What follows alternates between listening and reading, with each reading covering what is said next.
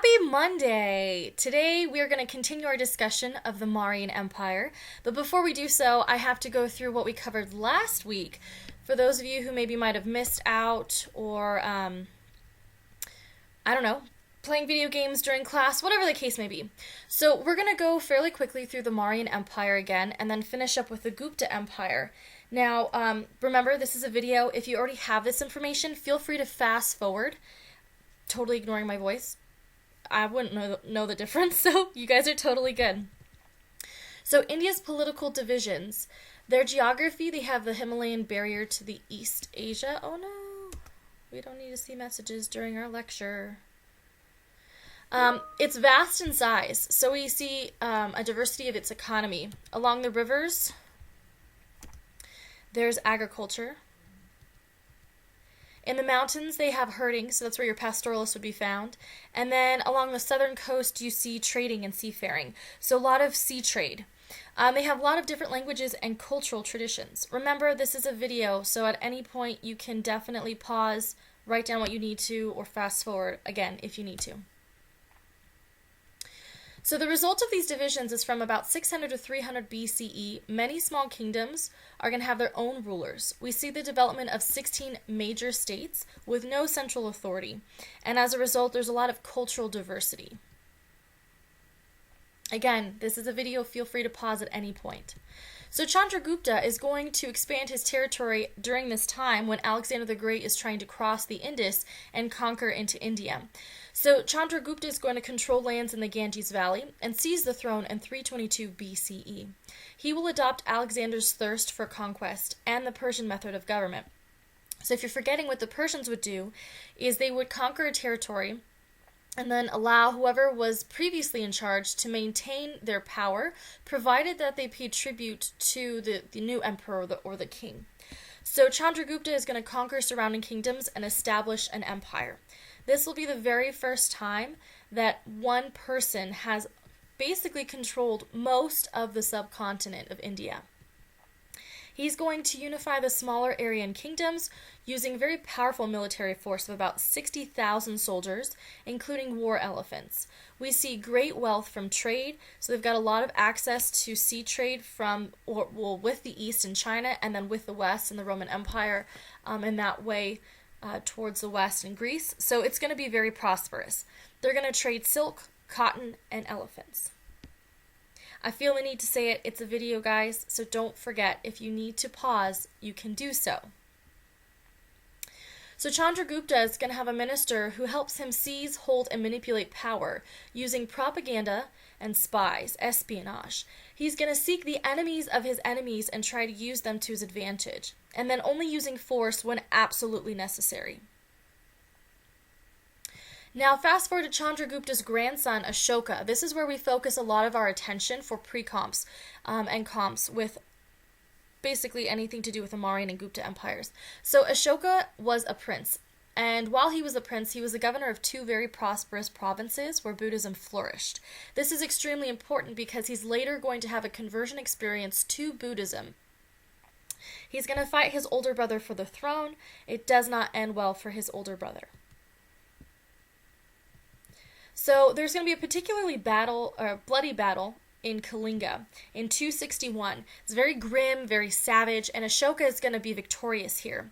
150,000 people will be abducted from their homes, meaning kidnapped from their homes. 100,000 people will be killed in battle, and many more will die later. The result is basically Ashoka is going to be consumed with remorse and appalled by the horrors of war. This prompts him to make a huge, drastic life change. He's going to convert to Buddhism as a result of this bloody battle. So the pre-comp and comp topic here is that Ashoka has a religious experience that later impacts his empire. So he's going to convert, as I mentioned, to Buddhism. Buddhism has a very non-violent approach to animals and humans. He's going to ban animal sacrifices in his empire. He's going to also encourage pilgrimages instead of hunting. And he himself is going to go on a 256-day pilgrimage to all the holy sites of Buddhism. This is going to be what he uses how he uses the empire for the spread of Buddhism. He's going to create these stone pillars. He's going to do a lot of public works that support the citizens of India. And this is going to make him very popular. So these ancient poster boards, known as stupas, there's over 84,000 of them that will be built. They're made out of rock, and on many of them they'll have some sort of edicts or declarations, either talking about the compassion of Buddhist teachings, or some of them have apologies from Ashoka for the Battle of Kalinga. Others explain the history. Others talk about all the good works that Ashoka is doing in his empire. So these are kind of like billboards explaining to the general public what is happening in the government and how the government is working for these people. So under Ashoka's rule, he's going to rule in a new way that was extremely unique for his time. He's non-violent. He has a humane treatment of his servants. This includes the untouchables, because if you remember, India has a caste system at this time. So Ashoka is going to be generous to all. He will not force his views on anyone, but instead lead by example. And this quote at the bottom here, it might be a little difficult to see that last line, but basically what Ashoka is saying is, all men are my children. All my citizens are my children. And as for my own children, I desire that they may be provided with all the welfare and happiness of this world and of the next. So do I desire for all man. And he's basically saying he wants the best for everyone, not just his children, but everyone in the empire. So as I mentioned, he's going to do these public works projects all throughout his empire. He's going to have specifically appointed officers that broadcast Buddhist teachings, Buddhist ideas, and keep Ashoka informed about his subjects' concerns. So rather than using the method of his grandfather, that was espionage to find out people who were unhappy, and then maybe torture them or throw them in jail if they're disgruntled towards the government, Ashoka uses this as valid information to make positive changes in his empire. He's going to line the roads with fruit trees that will provide shade and free food. He's going to dig wells for fresh, free, clean water. And he's going to build rest houses so people have safe places to stay while they're traveling. Now, unfortunately, Ashoka is going to die in 232, and by 185, the Mauryan Empire was no more. India is going to break up. So this next slide is where we start our class discussion for today. India is going to revert back to its previous, pre-Mauryan Empire days, where they are decentralized and broken into these smaller kingdoms. So in North India, you're going to have the Kushans, who are invaders from Central Asia that will conquer much of northern India. They're going to take over. The Kushan dynasty, though, will fall in 250 AD or CE. In southern India, Tamil will see many smaller kingdoms, smaller clumps of littler kingdoms. They, though, will have a very active sea trade with Southeast Asia, and this is going to make them very prosperous financially. Their economy will definitely thrive. This is a John Green video that we are not going to watch. And now we're transitioning to the Gupta Empire, which brings us to today's discussion.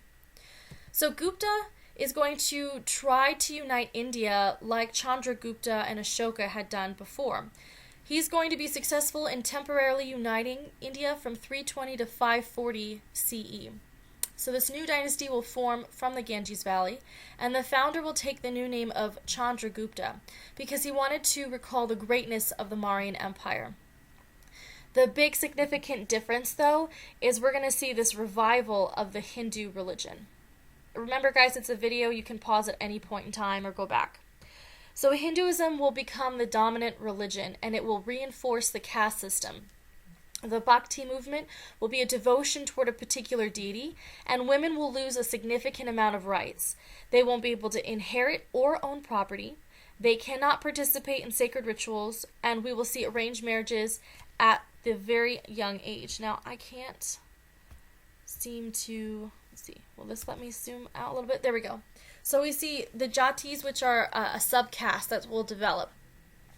The reason why Hinduism is going to be put back into place is because if you have people who are stuck in certain caste systems that they have no social mobility, it makes it easier to control. So the caste system's ultimate purpose was to maintain social order.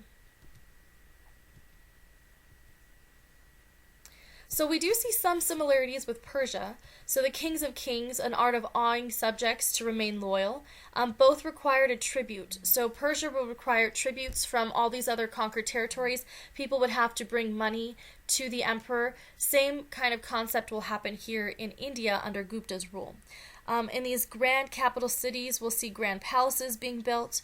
They're too beautiful to have been built by human hands, but instead was all made by spirits which King Ashoka employed. So again, taking this very old idea of the Mauryan Empire and trying to revive it in the Gupta. The Gupta Empire will be decentralized, however, and much smaller than the Mauryan Empire. They're going to rely heavily upon local leaders and vassals, which are like lords. We'll talk more about that when we get to the Middle Ages. This will be known as the Golden Age of India, with a relatively peaceful time and advancements in art and science. So whenever you hear about a golden age of a specific empire or country, it's talking about the peak of intelligence in that region, peak of art, science, literature. It's where we see this like overabundance of new pieces of artwork and literature being created. So achievements of the Gupta Empire, we have them to thank for many things we use today, including mathematics. So we get the concept of zero, the decimal system, and pi from the Gupta Empire. Medicine, they contribute over 500 healing plants being identified. So this is going to really thrive with Eastern medicine and the use of natural elements to heal diseases and sicknesses. Over 1,000 diseases will be classified, and we have evidence of the first plastic surgery. And then as far as astronomy goes, they propose that the Earth is round and a solar calendar, which you might be thinking, the Earth is flat. No, it's not. Look, it's right there. And I know some of you are probably screaming at your computer screen right now saying the Earth is flat, and that's okay. Unfortunately, though, the Gupta Empire must also end. In 550 AD, or CE, they are invaded by the White Huns, and Gupta is no more. So the Vedic Age and the Epic Age, I don't believe I included these in your notes. If I did, it's good that we're just going to go through them fairly quickly. This is more of a review of Hinduism in the Vedic Age, the Aryans that created Hinduism. So the Vedic Age and Epic Age are known as the period between the Harappan civilization and the return of a state. So the Vedic Age was between 1500 and 1000 BCE. The Epic Age was between 1000 and 600 BCE. Again, I don't believe these are in your notes, guys. This is just good review for Hinduism and the idea of the caste system and how it all came to be. So there's the Great Aryan Migration, and we see pastoralists who are dependent on their cattle moving with their herds, and then you have warriors who are specifically horse-drawn charioteers who will travel from place to place. These are the Aryan peoples that are going to develop Hinduism. Again, all just review. So the Aryans are Indo-Europeans. They're a nomadic tribe from Central Asia. They have superior military knowledge that will help them reign over this region. They're going to carve out and be ruled by the Rajas, or the princes. Raja should hopefully sound familiar if you guys have seen Aladdin. I think Jasmine's tiger, he's named Raja, meaning prince. So these tribes are going to often fight each other. The cultural impact will be Sanskrit, which is introduced by the Aryans. Sanskrit, along with Latin, is going to be the foundation of many current languages. And again, this is mostly just review for Hinduism. So the Vedas are their sacred holy text. Veda means knowledge in Sanskrit. It's the first oldest codified religion. So first time a religion has actually been written down.